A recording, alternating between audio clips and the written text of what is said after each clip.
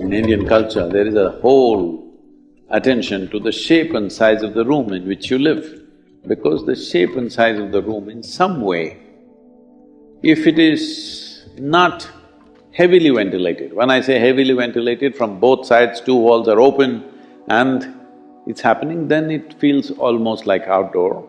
That's different. Most homes are not made this way.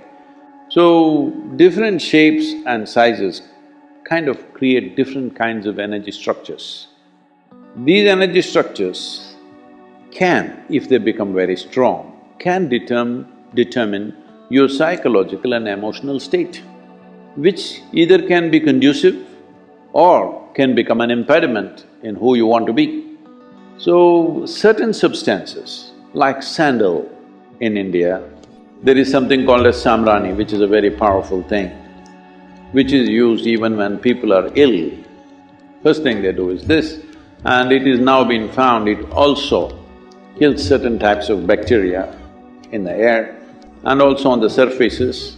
So especially if there is a sick person in the house, this has a powerful impact on the atmosphere.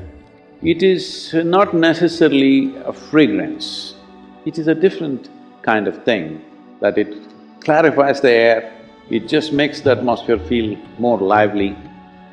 Fundamentally, whatever structures that are there, it will make indoor like outdoor. Just mild sambrani in the house will make it feel like, though you're indoors, the feeling is of outdoors because it's an unstructured space. Especially if death happens in the family, sambrani is burnt for up to 11 to 12 days because they want to clear that air completely. Incense has a certain impact, but don't overdo it. One can use it in a sensible manner, but these days incense is being made with chemical stuff. It's very, very important. Before you have enough chemical thing happening on the street, in the industry, in the factory floor that you may be working, wherever, there's enough chemicals floating around.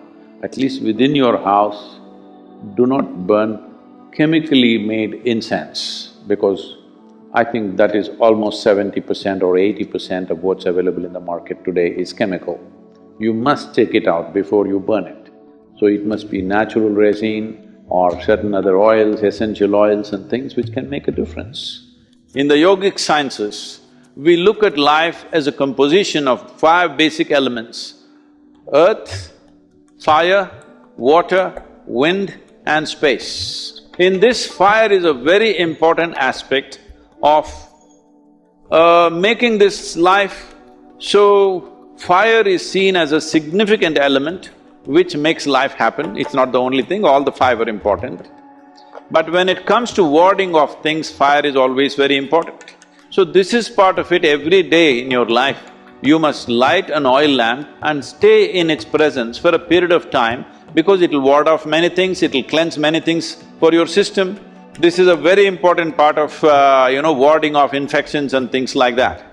If it is airborne, especially if it's airborne, having fire around you will help. If you sleep, if you can find a safe place in your room where a small oil lamp is burning, you will see it'll make a lot of difference for you. Just being in the presence of that fire makes a big difference. You will see, especially when you're physically not well, it is very, very important to have that. Punya papa means those type of actions, actions which take you down, actions which increase the effervescence of life within you, or actions which move you towards the inertia of life. Why this has happened is, the psychological space has overtaken the cosmic space. The puja is about getting you into an energetic space where you become alive. So the punya puja is to enliven the house. The space in the house should become alive. If you have lived in such a way in your home that every moment you're on with love and light within you, then no punya puja would be needed. But today you have built homes which are so large, it's very difficult to make them alive just by living. If you just had a one-room house and you lived in great sense of love and joy, you can easily keep it very alive. But today your house has 10, 15 enclosures It's very difficult for any human being to keep it alive. Once in a way, if you do not enlive in it, slowly if you enter certain parts of your home, you will see it feels like a coffin. I want all of you today, you know your house well enough, where you need to open your eyes, you open, but just walk with your eyes closed, with your left hand outstretched a little bit, and just walk, just feel and walk around the house. You will see many parts of your house will feel like a coffin. Some parts may be alive. Usually I find kitchens are alive, because it's the only place something is happening.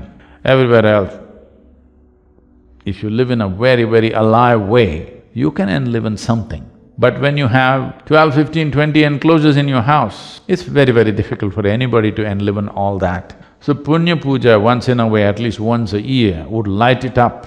That is, you have the space around you alive and it supports you. This is the idea of creating consecrated spaces. So punya puja is a way of consecrating your home, entire home, every part of it, so that there is some sense of aliveness and energy. But we cannot consecrate your home in such a way it's forever, because your house is not built through that geometry. It doesn't have that kind of material to hold the energy forever. If we live in an Indian home, easily 1 or 2 years it will stay alive. An American home, particularly largely with wood and inside all those insulating material, keeping it alive. I'm saying if nothing alive is happening in the house, you're a depressed person, suppose. You have a whole bunch of depressed people in the house, nobody's really alive. If it is so, this punya puja may deplete in a matter of 6 to 8 months. It will not stay for very long because the material used does not support that. If the house was built with brick or stone, we could make it alive and easily make it stay that way at least for 2 years.